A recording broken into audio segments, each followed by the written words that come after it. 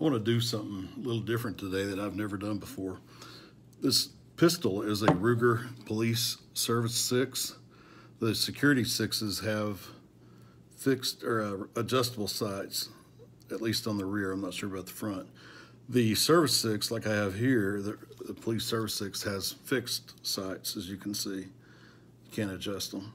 This has been a great pistol, though, a revolver. My brother bought this about 1977, and then, or 1970, yeah, about 1977. Then he passed away in 1978 at the age of 21. So this year, it's at least 43 years old, and I haven't had any trouble with this. My dad kept it for a few years after my brother passed away, and then when my dad passed away in 2007, I got possession of the gun. And this will stay in the family forever. I'll never sell it. It'll go down to my son and then to one of his daughters, and from who knows from there. Anyway, what I want to do today, the trigger pull is pretty hard on this. It's about 13 or 14 pounds stock, and there's a trigger pull spring inside here, but the one I want to change is on the hammer spring. And what I did is I ordered this from Wolf from gunsprings.com. The stock number is 18411. I'll put that in the description below. 18411, 18411. It cost $4 something. With tax, it was just under $9, or with shipping and all that. So anyway, you see the spring there. I'm going to change it. One of the unique things about this gun is that with a dime, with the original hand grips, you can take this whole gun apart. You can completely field strip it. My brother put some wooden grips on, as you can see, and they're nice. They work great for my bigger hands. The grips that come with the gun are real small, and they don't accommodate me real well. The only problem is the other day I was shooting some 168 grain 357 Magnum, and man, they were kicking my tail with this grip. They were hurting my hand big time. So I think a Packmeyer rubber grip would be much better. Anyway, for all you safety and Nazis out there and stuff, I'll show you that the gun is unloaded.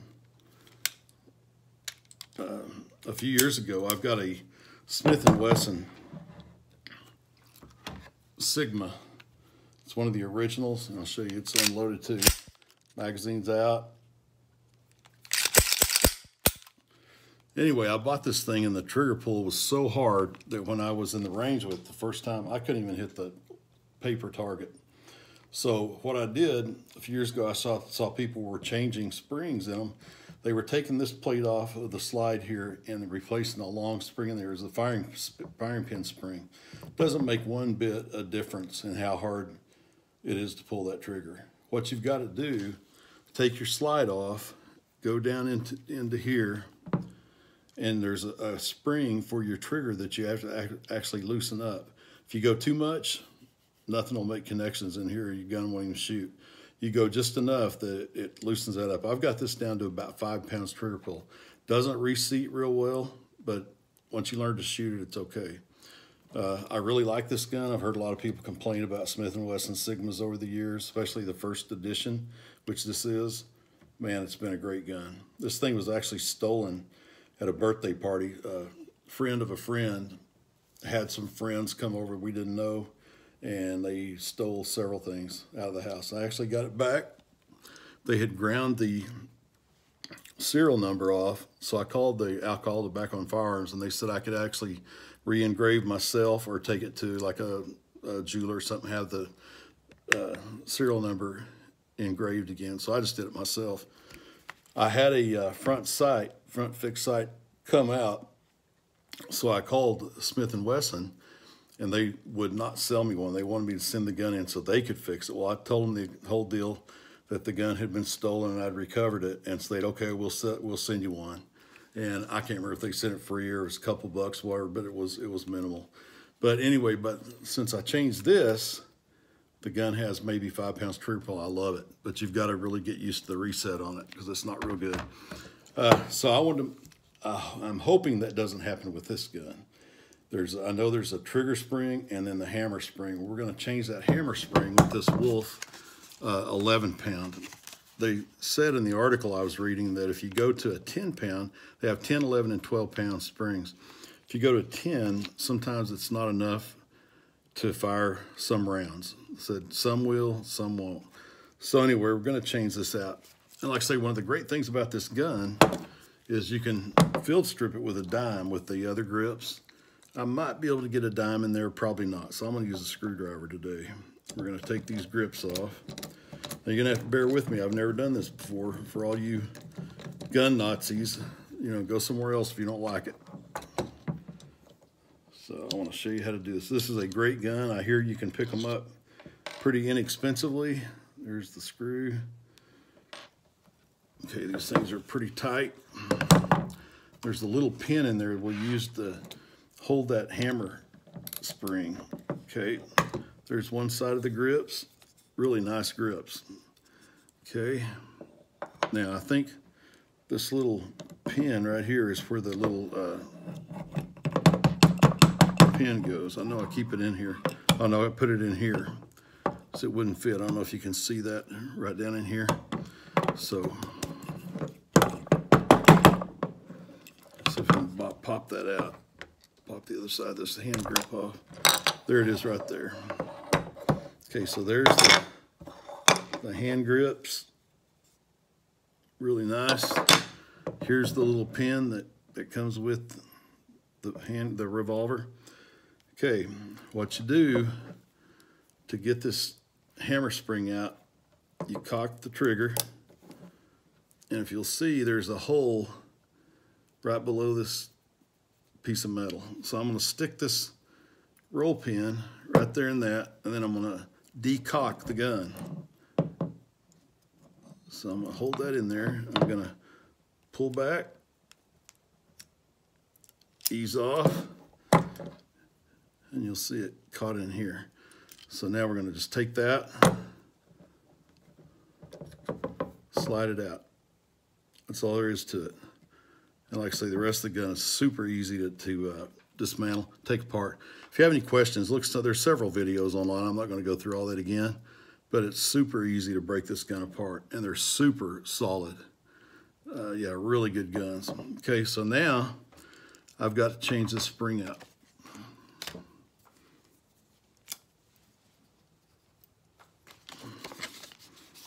We're going to open it up.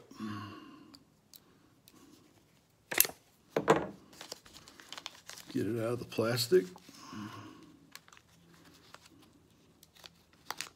There's the spring. I could come in here and cut links off, or cut some lengths off, but I don't want to do that. I don't want to mess it up in case I want to go back to the stock spring for less than 10 bucks. You're doing all right. So I'm gonna put this in this hole, and I'm gonna slide down. Slide this piece of metal down. I'm gonna have to do it with my other hand, and then I'm gonna slide this pin out as I get it down, and slowly, easily let this thing up. So here we go.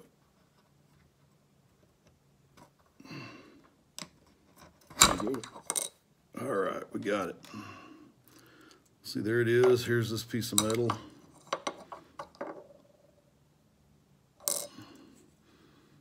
Take the spring off. There's the original spring. I see the other one's quite a bit longer. You can see the difference. This is the one I just ordered from Wolf, gunsprings.com. So if I ever have to cut anything, I want to cut that one, not any of the others. So now I've got the spring back on. I've got to slide this metal piece back on. Got to compress everything. This is going to be the hard part right here.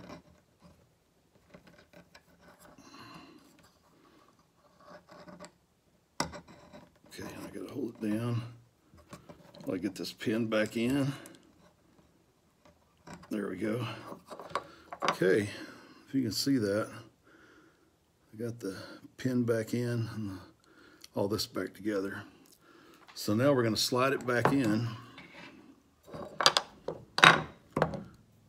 We're going to see if that makes any difference.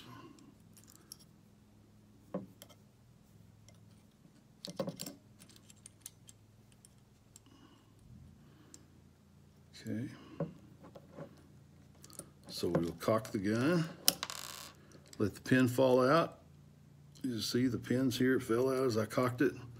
Now we're gonna decock the gun again safely. There we go. Oh yeah, that's quite a bit easier.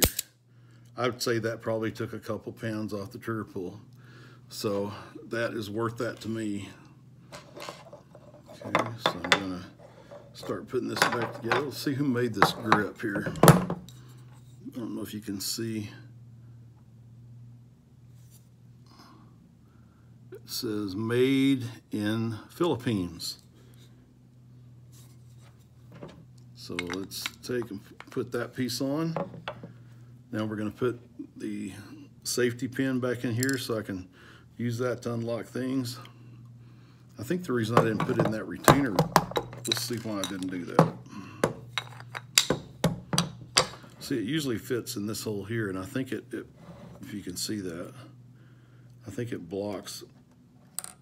Nope, that works. So I'll just leave it right in there and put this on.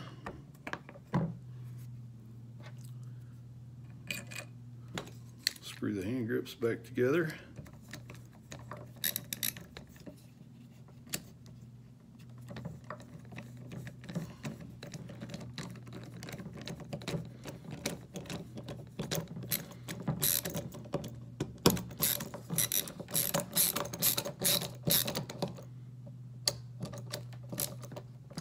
Okay, there we are, back to our gun.